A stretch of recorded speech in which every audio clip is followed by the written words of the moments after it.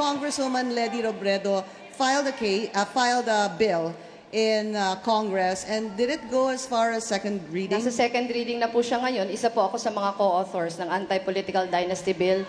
Isa din po ako dun sa co-authors ng SK Reform Bill na merong anti-dynasty provision. Pero tama po yung sinasabi ni Senator Marcos na constitutional provision po sa atin na dapat yung Kongreso magpasa in the interest of equal opportunities. Dapat magpasa ng isang batas para ibawal yung political dynasty. Pero ngayon po, kailan po yung ating Constitution? 1987. Ngayon po, wala pa ding naipapasa. Bawat Kongreso po may naghahain ng panukalang batas pero hindi siya nagiging batas. Ngayon po sa 16th Congress, siya yata yung pinakamahabang narating at nasa second reading na.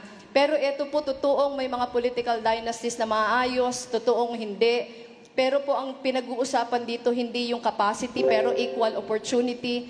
Meron pong study ang AIM na halos directly related yung kadamihan ng political dynasty sa poverty ng lugar.